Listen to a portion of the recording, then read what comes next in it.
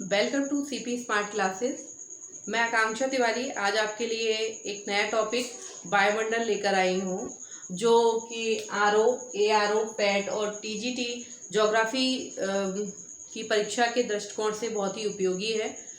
आप हमारे online courses में एडमिशन लेने के लिए 8299226960 नंबर पर कॉल और व्हाट्सएप करके हमारे लाइव कोर्सेज में एडमिशन ले सकते हैं।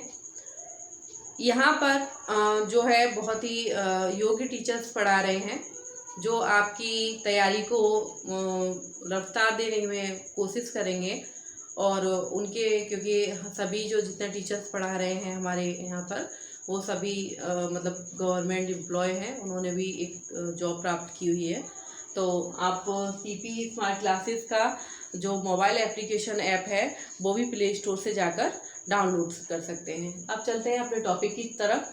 आज का टॉपिक है वायुमंडल, एटमॉस्फेयर। ठीक है, इसको इंग्लिश में बोलते हैं एटमॉस्फेयर।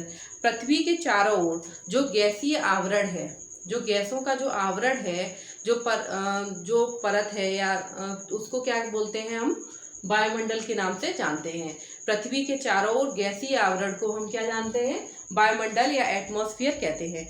मोस्टली पृथ्वी के जो वायु की जो संरचना, जो वायुमंडल की जो संरचना जो है या संगठन जो है, वो किन किन गैसों से हुई है, या वायुमंडल की संरचना जो है उसमें किन किन गैसों का योगदान है। तो 9 गैसें हैं जिन्होंने लगभग जो इसमें योगदान देती हैं, जिसमें कुछ गैसों का पूछा जाता है कि नाइट्रोजन कितने % है। तो नाइट्रोजन जो है वो 78%। तो हमारे वायुमंडल में सर्वाधिक कौन सी गैस पाई जाती है, तो वो है हमारी नाइट्रोजन, जो कि कितने % है, 78.84% जो है नाइट्रोजन पाई जाती है। उसके बाद ऑक्सीजन जो कितने % है, 20.94% जो है ऑक्सीजन पाया जाता है, जिसको हमने 21 लगभग इतना 21% जो है ऑक्सीजन पाया जाता है, और 78% नाइट्रोजन।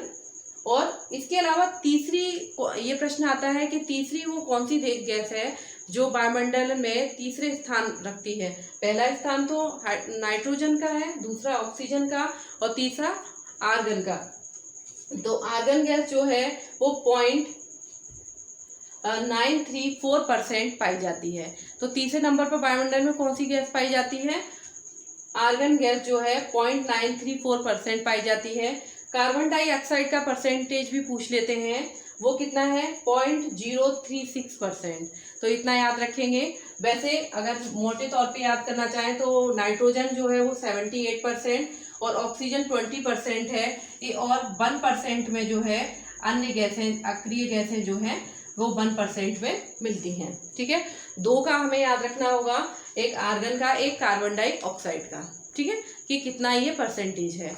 अब चलते हैं कि जो हमारे एटमॉस्फेयर है उसकी बहुत सारी परतें हैं, तो उन परतों का अध्ययन करते हैं एक एक करके। जो हमारा वायुमंडल है उसकी संरचना बहुत सारी परतों से मिलकर हुई है। इनका हम हिंदी और इंग्लिश दोनों में नाम याद रखेंगे। इस पर देखेंगे, पृथ्वी के जब हम ऊपर चलेंगे तो सबसे निचली परत जो है उसको हम क्षोभ मंडल या ट्रोपोस्फियर के नाम से जानते हैं। किस नाम से, ट्रोपोस्फियर इसको इंग्लिश में बोलते हैं, और इसको हिंदी में क्षोभ मंडल बोलते हैं। क्या, क्षोभ मंडल। क्षोभ की ऊपरी सीमा को क्षोभ सीमा के नाम से जाना जाता है, या इसको हम ट्रोपोपोज के नाम से भी जानते हैं। क्षोभ मंडल की ऊपरी सीमा को क्षोभ सीमा के नाम से जाना जाता है। ये वायुमंडल की सबसे निचली परत है। उसके ऊपर है हमारा समताप मंडल, इसको हम स्ट्रेटोस्फीयर के नाम से जानते हैं। इसका नाम इंग्लिश में याद रखेंगे कि समताप मंडल को हम किस नाम से जानते हैं, स्ट्रेटोस्फीयर के नाम से जानते हैं। इसके ऊपर जो परत है उसको हम मध्यमंडल या मेसोस्फीयर इसको इंग्लिश में बोलते हैं। उसके उत्तर में आयन मंडल है, जिसको हम आयनोस्फीयर के नाम से जानते हैं, और उसके ऊपर एक्सोस्फीयर, जिसको हम वायुमंडल के नाम से जानते हैं। अब इन सारी परतों का एक एक करके अध्ययन करते हैं। तो जो सबसे निचली परत है, जिसमें मौसम संबंधी सभी घटनाएं होती हैं, उसको हम क्षोभ मंडल के नाम से जानते हैं। तो पहली कौन सी परत है उसका अध्ययन करेंगे, क्षोभ मंडल।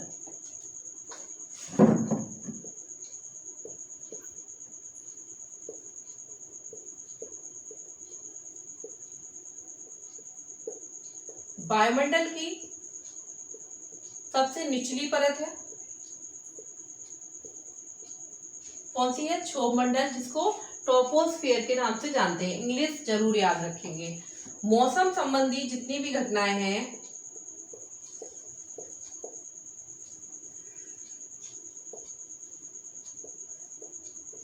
सभी घटनाएं जो है इसी में होती हैं। मौसम संबंधी घटनाएं जो है किस मंडल में होती है? ये प्रश्न आता है।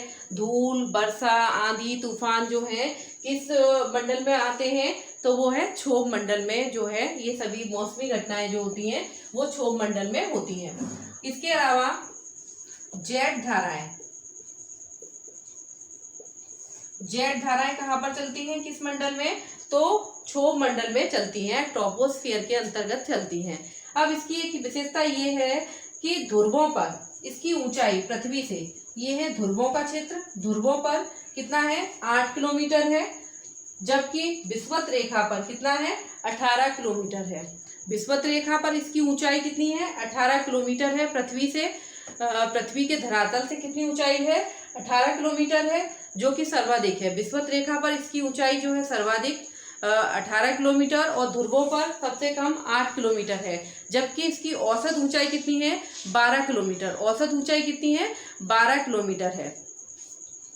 अब जो इसके क्षोभ मंडल के हम उत्तर की ओर इसकी जो सीमा है इसको हम क्षोभ सीमा या ट्रोपोपोज के नाम से जानते हैं। इसको हम मौसमी परिवर्तनों की छत के नाम से भी जानते हैं। जो मौसम संबंधी परिवर्तनों की छत के नाम से हम इसको जानते हैं। किसको? क्षोभ सीमा को मौसमी परिवर्तनों की छत की उपमा दी गई है ट्रोपोपोज को। क्यों? क्योंकि ये एक छत है, इसके बाद जो है मौसम संबंधी जो घटनाएं हैं वो घटित नहीं होती। क्षोभ सीमा के बाद जो है वो मौसम संबंधी घटनाएं जो है वो समाप्त हो जाती हैं या घटित नहीं होती हैं। इसलिए इसको हम इसलिए हम इसको मौसमी परिवर्तनों की छत के नाम से जानते हैं। इसके अलावा इसके ऊपर उत्तर की ओर हम दूसरा मंडल है जिसको हम समताप मंडल के नाम से जानते हैं। किस नाम से? समताप मंडल। और समताप मंडल की इंग्लिश हमेशा पूछ लेता है, याद रखेंगे, स्ट्रेटोस्फेयर कहते हैं।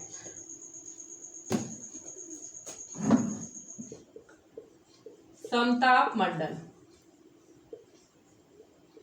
समताप मंडल की ये विशेषता है कि यहाँ पर तापमान, जैसा कि नाम से स्पष्ट है कि तापमान समान रहता है।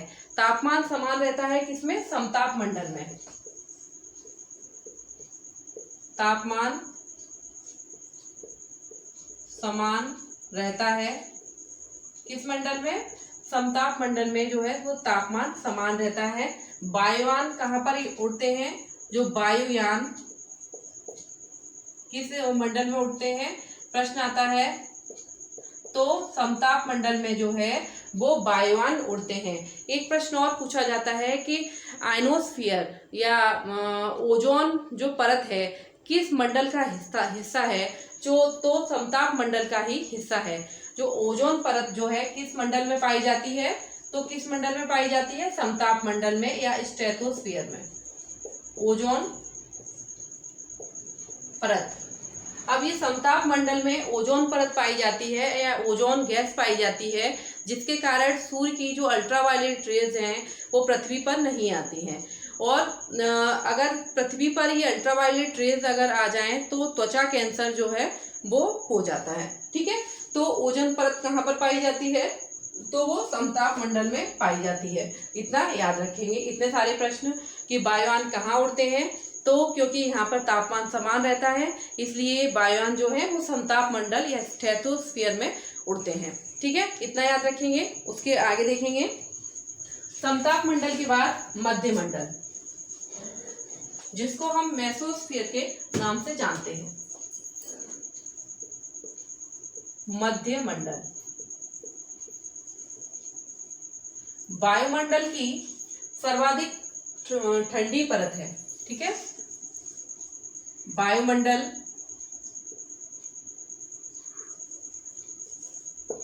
की सर्वाधिक ठंडी परत कौन सी है? तो कौन सी है? मध्यमंडल। उल्का जो है, जो उल्का पिंड किस मंडल में नष्ट हो जाते हैं?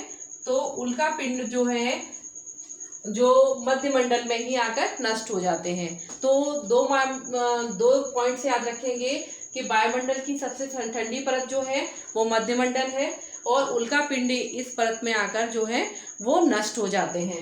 ठीक है, इतनी चीजें हम याद रखेंगे मध्यमंडल के संबंध में। अब हम कुछ पहुंचेंगे आयन मंडल, जिसको हम आयनोस्फीयर के नाम से भी जानते हैं। इसमें ये जो रेडियो तरंगें जो है पृथ्वी पर परावर्तित होती हैं किस परत की वजह से? वो होती है हमारे आयन मंडल की वजह से। ठीक है,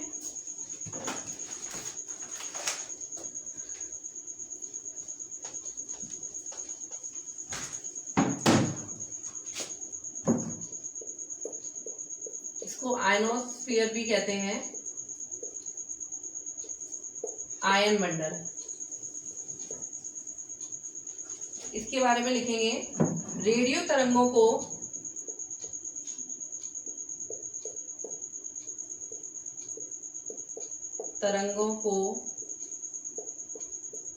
पृथ्वी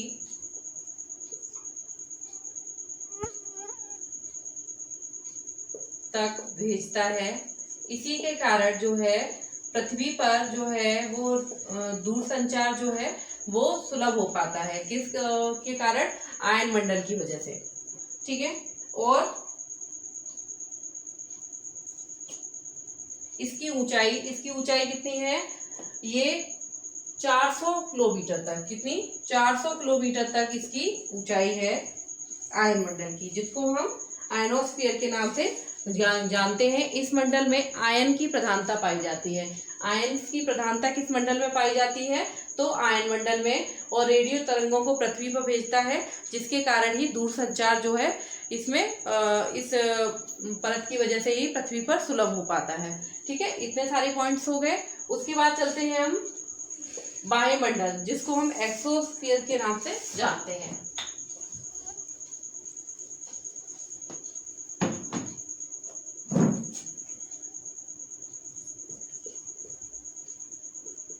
बाह्य मंडल,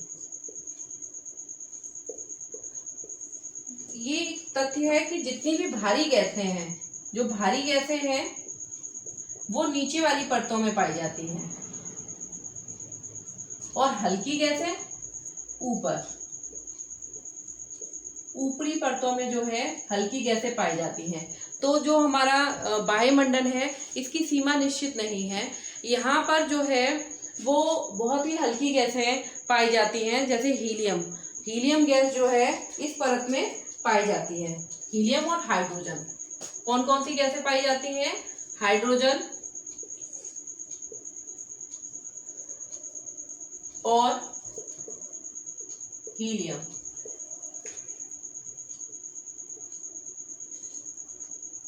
इस परत को वॉल एलिनो की विकिरण परत भी कहते हैं। इसको वॉल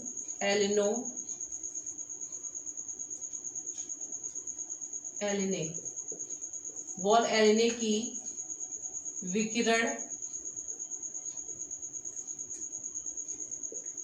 परत भी कहते हैं।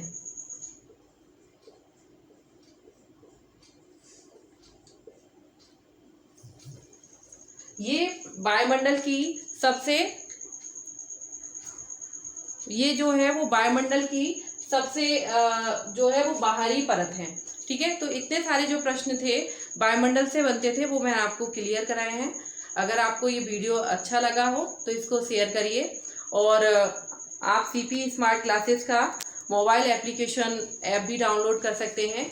जितना ये इस लेक्चर में जितना भी मैंने पढ़ाया वो RO ARO even UP TET में भी जो SST पूछी जाती है उसके लिए भी ये लेक्चर बहुत ही उपयोगी है। तो आप लोगों ने इतना पेशेंस बना के रखा और मेरी बातों को ध्यान से सुना, इसके लिए आपका बहुत बहुत धन्यवाद।